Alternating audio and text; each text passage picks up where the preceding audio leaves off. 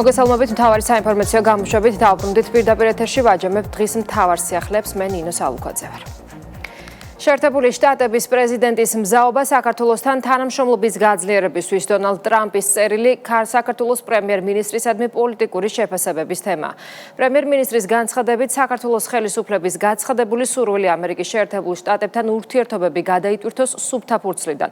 კონკრეტული მგზავრობით ამ პროცესში კი ასეთი გზავნილები ოპტიმიზმის საფუძველს ქმნის. მთავრობის მეთაურისთვის განსაკუთრებით მნიშვნელოვანია ის გარემოება, რომ წერილში აქცენტი კეთდება სწორედ სუვერენიტეტზე, უსაფრთხოებასა და ერთობლივი პროგრესის მიღწევაზე. მმართველ გუნდში ხაზს უსვამენ ქვეყანას შორის არსებულ ღირებულებების თანხვედრაზე. დავით ქუთათელაძე გიამბობთ. ჩვენთვის რა თქმა უნდა ძალიან მნიშვნელოვანია რომ ჩემს მისვლას ამერიკის საელჩოში ამერიკის სამმართველოს დღესთან დაკავშირებით ასეთი დადებითი წერილით გამოეხმაურა ამერიკის შეერთებული შტატების პრეზიდენტი. ასე ეხმაურება საქართველოს პრემიერ-მინისტრი დონალდ ტრამპის წერილს. როგორც პრემიერ-მინისტრმა აღნიშნა, საქართველოს ხელისუფლებას არაერთხელ გამოუთქვამს შეერთებულ შტატებთან სტრატეგიული პარტნიორობის აღდგენის მზაობა. კონკრეტული გზამკვლევით ამ პროცესში კი ასეთი გზავნილები ოპტიმიზმის საფუძველს ქმნის. ვუბრობთ ხოლმე იმასე, რომ ჩვენი სურვილია გადავტვირთოთ თლიანად ჩვენი ურთიერთობები, აღვადგინოთ სტრატეგიული პარტნიორობა და გავაკეთოთ ეს ყველაფერი სუფთა-ფურცლიდან კონკრეტული გზამკვლევით და რა თქმა უნდა ასეთი გზავნილები ჩვენ გვინარჩუნებს ოპტიმიზმს იმასთან დაკავშირებით, რომ ურთიერთობები შეიძლება მალე გადაიტვირთოს. ეს არის ჩვენი სურვილი და რა თქმა უნდა მოთმინებით ველოდებით ამერიკული მხარის მყარ პოზიციას ამ საკითხთან დაკავშირებით.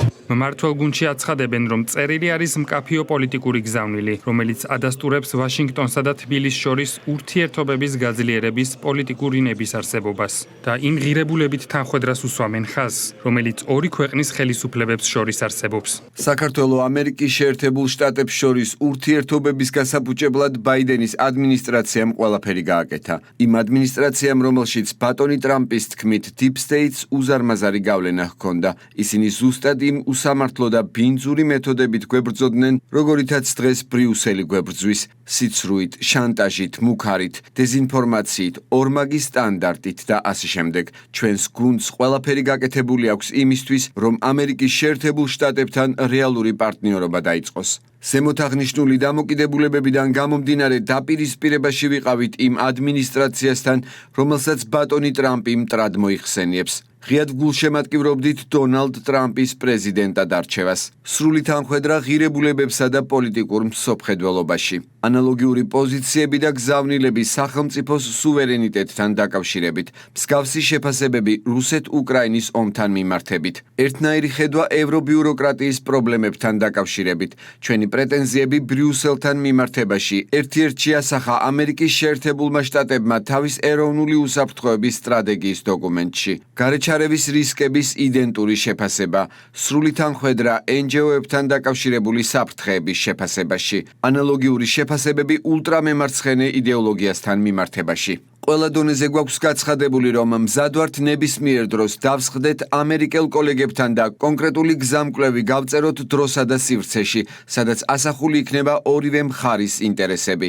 ამ ყველაფრიდან გამომდინარე ვინარჩუნებთ ოპტიმიზმს იმასთან დაკავშირებით, რომ საქართველოს ამერიკის შეერთებულ შტატებს შორის რეალური მეგობრობა და პარტნიორობა დაიწყოს. ქართულ-ამერიკული ურთიერთობის ნორმალიზების ახალი ეტაპი დაიწყო, როგორც ხვდებით, ამ წერილიდან გამომდინარე შეერთებული შტატების პრეზიდენტმა, როგორც საზოგადოებას მოიხსენება, მადლობა გადაუხადა ჩვენი ქვეყნის პრემიერ-მინისტრს დამოუკიდებლობის დღის მოლოცვისთვის და იქ იყო ხაზგასმითი გზავნილები, რომელიც, რა თქმა უნდა, ამოსაკითხია ამ წერილიდან ის პოლიტიკური გზავნილები, პოლიტიკური ფილოსოფია შეგვიძლია ასე დავარქვათ, რაც გააჩნია ტრამპის ადმინისტრაციას და საქართველოს ხელისუფლებას, ძალიან ბევრი, ძალიან დიდი პროცენტით არის თანხმდრაში ერთმანეთთან. სუვერენიტეტისა და ეროვნული ინტერესების დაცვა იყო ქართული ოცნების ის პოლიტიკა, რომელმაც რეგიონში რთული გამოწვევების მიუხედავად ქვეყანაში მშვიდობისა და სტაბილურობის უზრუნველყოფა შეძლო. სწორედ ამ ფონზე იკვეთება ამერიკის ახალი ადმინისტრაციის მხრიდან თანამშრომლობის მზაობაც. თუმცა ნაცმოძრაობა მოვლენებს სრულიად განსხვავებულად აფასებს. მათი განცხადებით, პრეზიდენტ ტრამპის წერილი მხოლოდ დიპლომატიური ეტიკეტის ნაწილია. არ მგონია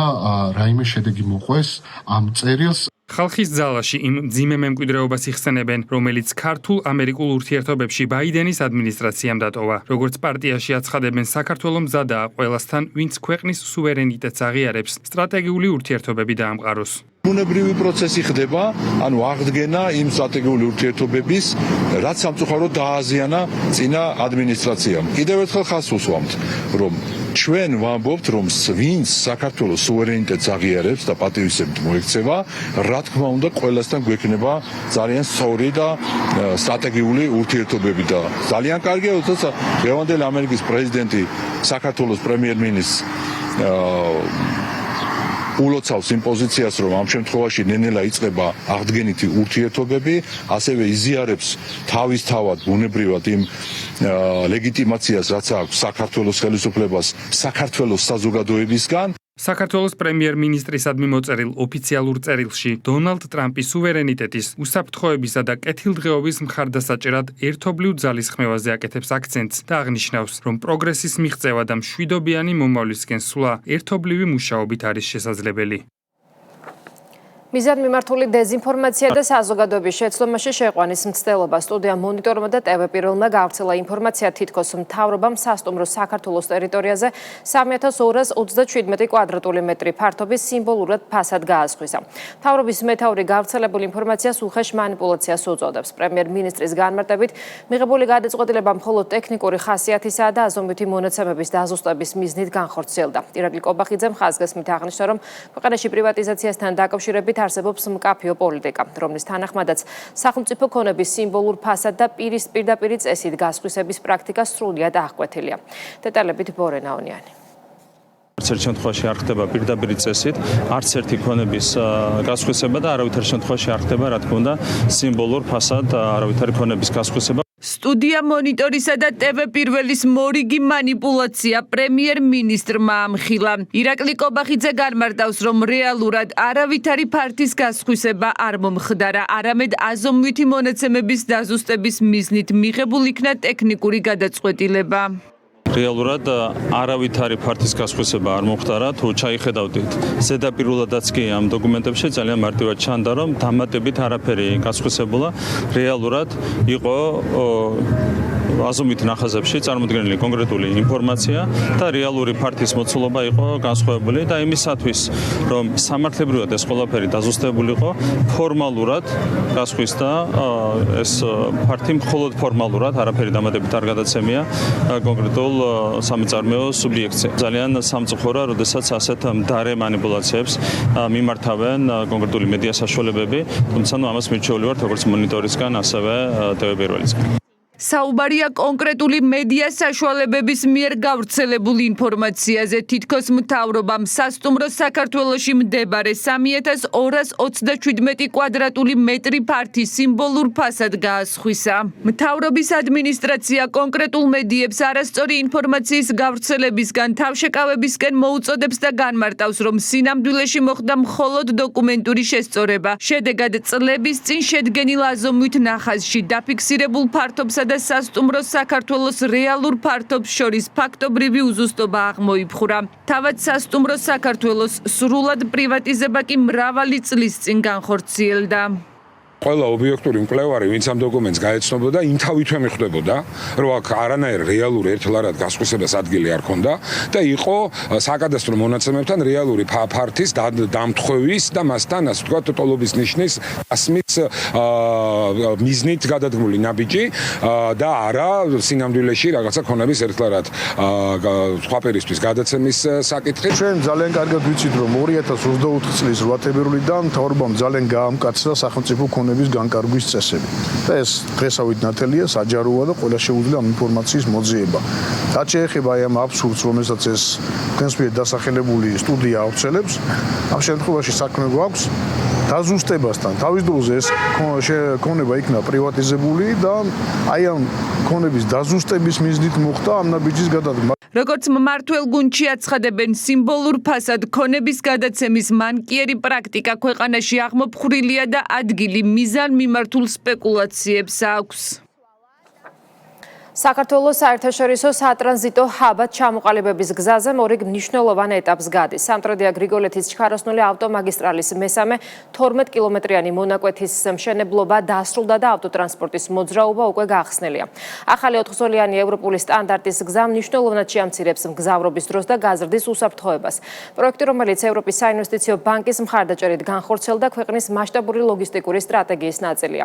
ახალი მაგისტრალის გახსნის ოფიციალურ ღონისძიებას მთავრობის მეთაური დაესწრო. პრემიერ-მინისტრმა ქვეყნის საგზაო ინფრასტრუქტურის განვითარების გრძელვადიან გეგმებზე ისაუბრა, რომელიც 2031 წლამდე თითქმის ყველა ძირითადი მიმართულების დასრულებას ითვალისწინებს.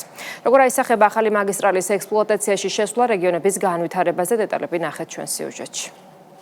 დასავლეთ საქართველოზე გამავალ მთავარ სატრანზიტო გზაზე მოძრაობა დღეს კიდევ უფრო სწრაფი და კომფორტული გახდა. ექსპლუატაციაში შევიდა სამტრედია გრიგოლეთის ჩქაროსნული ავტომაგისტრალის ახალი 6 კილომეტრიანი მონაკვეთი. ახალი 4-ზოლიანი მაგისტრალი გურიის რეგიონში ქალაქ ლანჩხუთსა და სოფლების ვიმბალაურის, ქვემო ჩაბათისა და ნიგოეთის ტერიტორიაზე გადის. პროექტის დასრულებით ავტოტრანსპორტი გვერდსაულის მჭიდრო დასახლებულ პუნქტებს, რაც მგზავრობის დროს შეამცირებს. ახალი მონაკვეთის გახსნას ყველაზე მეტად მცხოვრები ელოდნენ. წლების განმავლობაში ლანჩხუთის ცენტრსა და მიმდებარე სოფლებში გადაადგილება მუდმივ საცობებთან ასოცირდებოდა. დღეიდან კი მგზავრობის პირობები რადიკალურად შეიცვლება.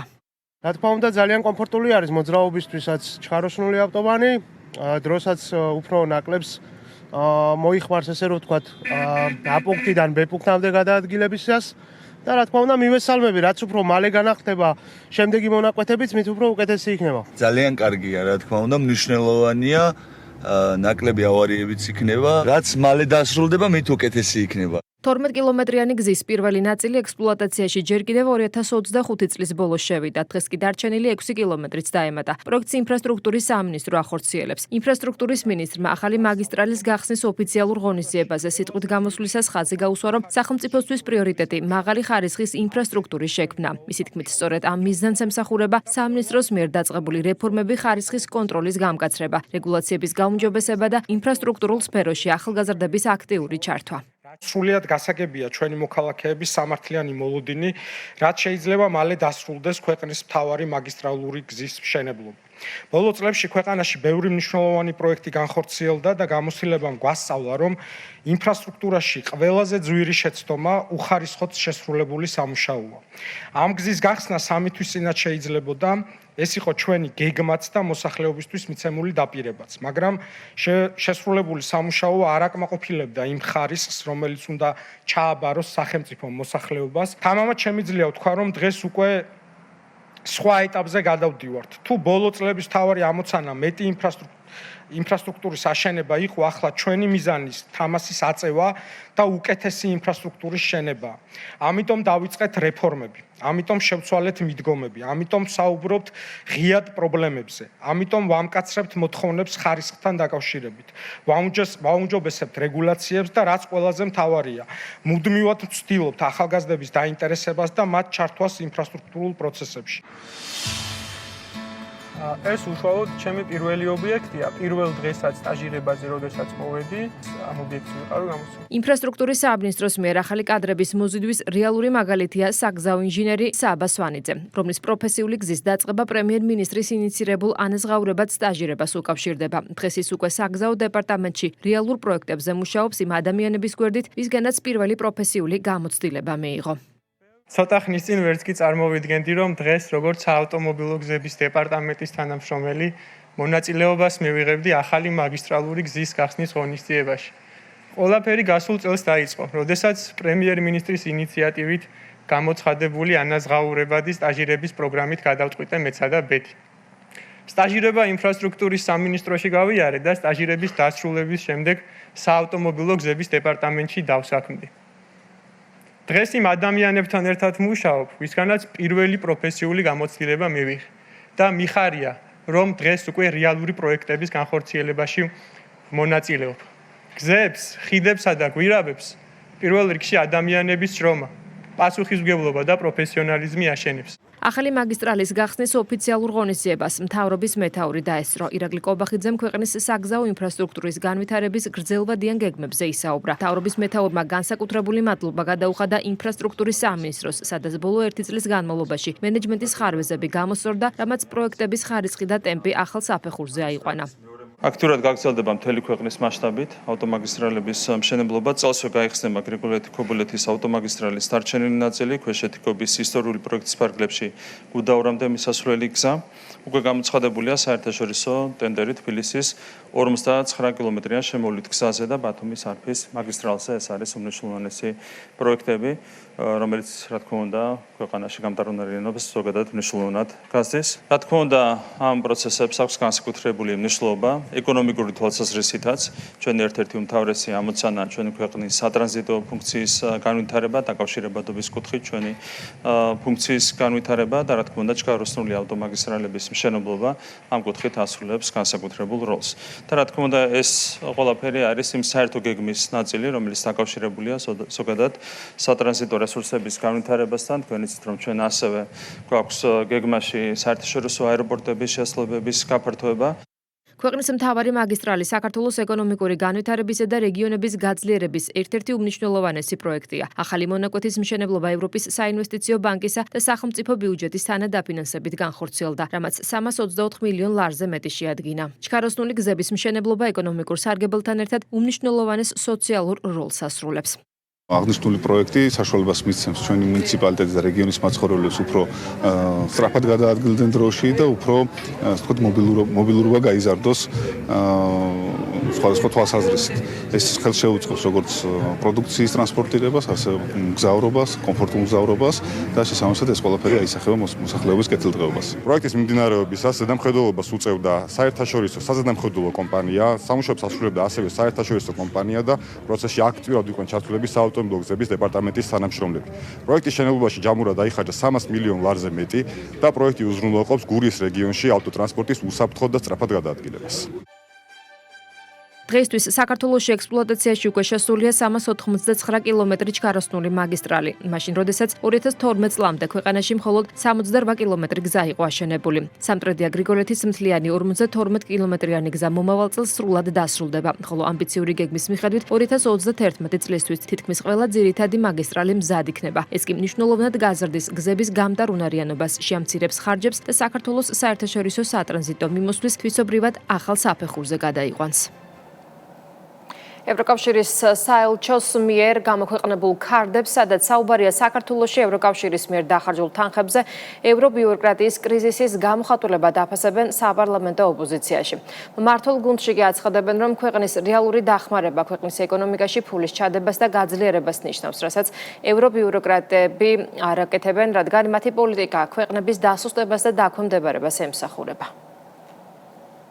რეალურად არის ქვეყნები, რომელთა რეალური დახმარებაც შეუძლია ევროპულ ბიუროკრატიას, თუმცა ისინი ამას არ აკეთებენ, როდესაც კიდე დაეხმარო ქვეყანას, შენ ფული უნდა ჩაასხა ამ ქვეყნის ეკონომიკაში. ეს ნიშნავს მხოლოდ შესაბამისი ქვეყნის გაძლიერებას, რაც ერთადერთხელ გააკეთა ამერიკის ძველმა ადმინისტრაციამ და ასევე ევროპულმა ბიუროკრატიამ. ეს იყო 2009-11 წლები, როდესაც ომის შემდგომ იყო უმძიმესი ეკონომიკური ვითარება და აგენტურა სააკაშვილის რეჟიმი იყო გადასარჩენი. ეს არის რეალობა და დანარჩენი არის ქარდები, რომელიც არაფერს არ ეუბნება ქართულ საზოგადოებას. არც ერთხელ გარდა 2009-11 წლებისა, როცა აგენტურა იყო გადასარჩენი, უცხოური აგენტურა იყო გადასარჩენი ამ ქვეყანაში, არც ერთხელ, არც ერთ სხვა შემთხვევაში ეკონომიკაში ფული არ ჩაუსხავთ. თან საქართველოს არის მცირე ქვეყანა, ჩვენი ეკონომიკა მთლიანად დღესაც კი არის 38 მილიარდი დოლარი, ამაზე ბევრად ნაკლები იყო წლების წინ. საქართველოს ფეხზე დაყენებას არაფერი ჭირდებოდა. იმ შემოდინებებიდან, რომელიც საქართველოში იყო ევროკავშირის ფონდებიდან, უდიდესი ნაწილი სწორედ იმ მიზნებს მარდებოდა, რაც აბსოლუტურად არ შედეს ქართული ხალხის ინტერესში და პირიქით წარმოადგენს დემოკრატიის ნგრევის და სხვადასხვა მიმართულებით რადიკალიზმის გაღვივების კამპანიების დაფინანსება. ევროკავშირის საელჩო რაც უფრო მეტად ცდილობს, რომ თავი გაიმართლოს ბჭყალებში, მით უფრო მეტად იძირება, ანუ ჭაობის პოზიციაშია პირდაპირ გაგებით. როდესაც ევროკავშირის საელჩო ხარ და შენი მიზანი წესით უნდა იყოს, რომ ხელი შეუწყო ქვეყანას საქართველოს ევროკავშირში გაწევრიანებისთვის და ამ დროს პირიქით ძალადობრივ აქციებს აფინანსებ, ძალადობრივ აქციებს ეხმარები და თან 2 წლის წინამდე რაღაცა ქარდს აზიარებ, ეს ნიშნავს ზუსტად იმას, რომ კრიზისში ხარ. ეკონომიკის მინისტრი შანხაიში ხელოვნური ინტელექტის მსოფლიო კონფერენციასა და ხელოვნური ინტელექტის გლობალური მმართველობის საკითხებზე მაღალი დონის შეხვედრაზე სიტყვით გამოვიდა. მარიამ ქრივიშვილმა საქართველოს ევროპა-აზიის დამაკავშირებელ საიმედო ციფრულ კარიბჭე და სტრატეგიულ ჰაბად დაახასიათა. მინისტრის განცხადებით, საქართველოსთვის ციფრული ტრანსფორმაცია ნიშნავს ახალი შესაძლებლობების შექმნას, მედეგობის გაძლიერებას და იმის გარანტიას, რომ ციფრული ეკონომიკის სიკეთეებით თითოეული მოქალაქე ისარგებლებს. ღონისძიებას 100-ზე მეტი სახელმწიფო საერთაშორისო ორგანიზაციისა და კერძო სექტორის მაღალი რანგის წარმომადგენელი ესწრებოდა.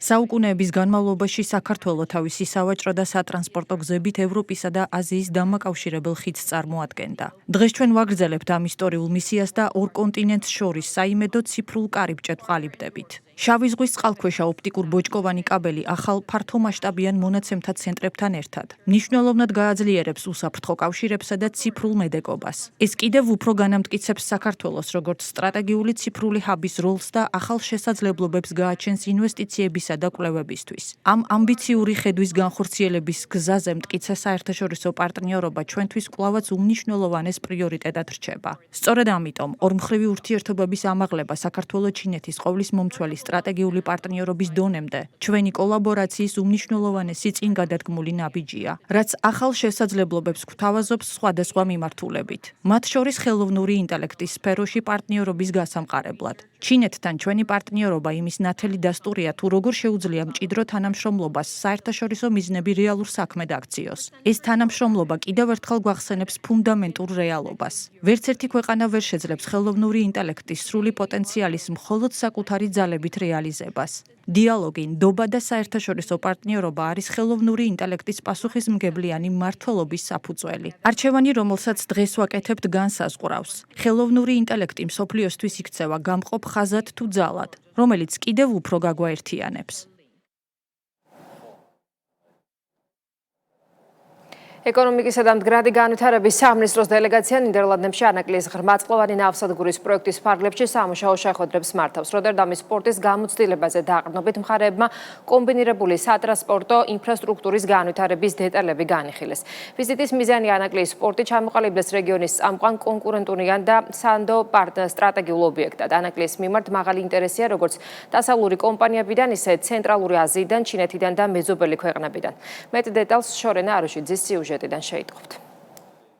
ანაკლიის ღრმაწყლოვანი ნავსადგურის განვითარებისთვის საერთაშორისო გამოცდილების გაზიარება და მსოფლიოს წამყვანი საპორტო კომპანიების პრაქტიკის გაცნობა. სწორედ ამ მიზნით იმყოფება საქართველოს ეკონომიკისა და მდგრადი განვითარების სამინისტროს დელეგაცია სამუშაო ვიზიტით ნიდერლანდების სამეფოში. ქართული მხარე როტერდამის საზღვაო ნავსადგურს ეწვია. დელეგაცია ადგილზე გაეცნო პორტის მართვის სისტემას, მულტიმოდალური ტერმინალების მუშაობას, საზღვაო სარკინიგზო და საავტომობილო ლოგისტიკის ინტეგრაციას, ასევე თანამედროვე ტექნოლოგიებს, რომლებიც ტვირთების სწრაფ და ეფექტიან გადაადგილებას უზრუნველყოფს.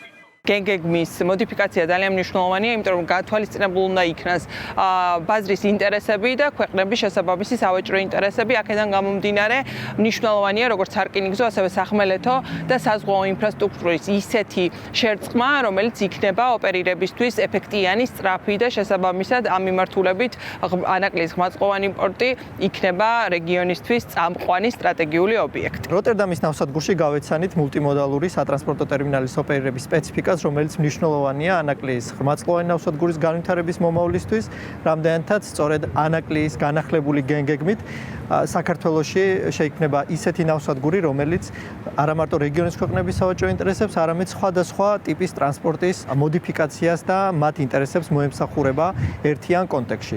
როტერდამში ვიზიტის ფარგლებში დელეგაციამ შეხვედრა გამართა საერთაშორისო საინჟინრო საპროექტო კომპანია Royal Haskoning-ის სათაო ოფისში. სწორედ ამ კომპანიამ შეიმუშავა ანაკლიის ღრმაწყლოვანი ნავსადგურის საზღვაო ინფრასტრუქტურის დეტალური პროექტი, რომლის მიხედვითაც სამშენებლო სამუშაოები უკვე აქტიურად მიმდინარეობს. ასევე გაიმართა სამუშაო შეხვედრა როტერდამის პორტის საკონსულტაციო კომპანიასთან, რომელიც ანაკლიის ღრმაწყლოვანი ნავსადგურის განახლებულ გენერალურ გეგმაზე მუშაობს. ვიზიტის ფარგლებში ასევე იმყოფებოდით როტერდამის პორტის სხვადასხვა მულტიმოდალურ ტერმინალებში, რომლის ფარგლებშიც გავეცანით როგორც საოპერაციო, ასევე ინფრასტრუქტურულ ნაწილს, რომელიც თავის მხრივ გამოყენებული იქნება ანაკლიის განვითარების შემდგომი ეტაპებისთვის.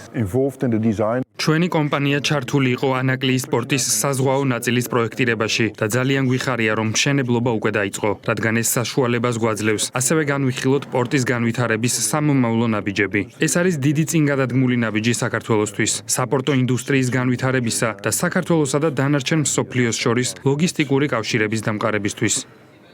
მსგავსი თანამშრომლობა ხელს შეუწყობს პროექტის საერთაშორისო სტანდარტების შესაბამისად განვითარებას. მიღებული გამოცდილება მნიშვნელოვანი იქნება როგორც სპორტის დაგეგმვის, ისე მისი ეფექტიანი მართვისთვის. პარტია ერთიანი ნეიტრალური საქართველოს რეგიონული წარმომადგენლობის გაფართოებას განაგრძობს. რიგით მერვე რეგიონული ოფისის პრეზენტაცია ოზურგეთში სახელმწიფო დრამატულ თეატრში გაიმართა. პრეზენტაციას გურიის მუნიციპალიტეტის მაცხოვრებლები დაესწრნენ. პარტიის ლიდერებმა შეკრებილებს ნეიტრალური სტატუსის იდეა გააცნეს და განაცხადეს, რომ ქვეყნის მშვიდობის შენარჩუნებისა და ეკონომიკური განვითარების საუკეთესო გზა სწორედ ქვეყნის ნეიტრალიტეტზე გადის. პარტიაში აცხადებენ, რომ ისინი აქტიურად ემზადებიან 2028 წლის საპარლამენტო არჩევნებისთვის და მიმდინარეობს როგორც რეგიონული სტრუქტურების გაძლიერება, ისე საარჩევნო პროგრამაზე მუშაობა. გურიას აქვს უნიკალური შესაძლებლობები, უნიკალური როგორც საზღვაო, ასევე სამთო კურორტები, ასევე ტრადიციული სოფლის მეურნეობის დარგები, რომლის აღორძინების შედეგად შესაძლებელია, რომ რეგიონი სწრაფად განვითარდეს, ადგილობრივ მოსახლეობაში შევიდეს კეთილდღეობა. ამ ყველაფრისთვის კი ჩვენ გვჭირდება ნეიტრალური სტატუსი. ძალიან დიდია ინტერესი თვითონ ამ პარტიის მიმართ, ამ იდეის მიმართ და მე ვფიქრობ, რომ უახლოეს ერთ თვეში დანარჩენ რეგიონებში, სადაც დაგვრჩა ორი წარმომადგენლობა გვაქვს დასახსნელი, იქაც გავხსნის ნეიტრალიტეტი, ჩვენი ბუნებრივი მოცემულობა, ჩვენი სიმღერა, ცეკვა, ლიტერატურა, პოეზია, სუმაგის გამოვლინება. ჩვენ ხაბი უნდა გავხდეთ მოლაპარაკებების, სხვა დაპირისპირებული ძალების. ქალაქ დუშეთის ორ დასახლებაში საგზაო ინფრასტრუქტურის რეაბილიტაცია დაასრულდა. პროექტების ფარგლებში კობიან-თუბანში რკინა-ბეტონის საფარი ორ მონაკვეთზე დაიგო და მოეწყო სანიაღვრე არხები. ანალოგიური სამუშაოები ჩატარდა მილახრანთ დასახლებაში, სადაც დამატებით საყრდენი კედელი აშენდა და არსებული ხიდი შეკეთდა. ჯამში რეგიონებში კილომეტრ ნახევარზე მეტი სიგრძის საგზაო მონაკვეთი განახლდა. ინფრასტრუქტურული სამუშაოების საერთო ღირებულება კი 900,000 ლარამდეა. განხორციელდა გზების რეაბილიტაციო სამუშაოები, აღნიშნული პროექტი დაფინანსებულია რეგიონში განსახორციელებული პროექტების ფონდის ფარგლებში, მათი ჩამორღირებულება შეადგენს 900,000 ლარს. მსგავსი პროექტები რეგიონში კვლავ ხორციელდება, რათა მოსახლეობისთვის უსაფრთხო და კომფორტული გახდეს გადაადგილება. დასახლებაში დაახლოებით 400 მეტრის მანძილზე მოეწყო ასფალტ-ბეტონის სანიაღვრე არხებთან ერთად. მეორე კობიანთ დასახლებაში დაახლოებით კილომეტრი და 200 მოეწყო ასფალტ-ბეტონის გზა სანიაღვრე არხებით. იმის დროს მთელი გზა გვიფუჭდებოდა ხოლმე. არ იყო კაი სიტუაცია, ტალახი იყო, ხან თოლში ვერ მოდიოდით და მადლობელები ვართ, რომ ეს კაი რაღაც საქმე გაკეთდა. ასეთ იყო დღის მთავარი სიახლეები, მე გემშვიდობებით, მადლობა რომ გვიყურეთ.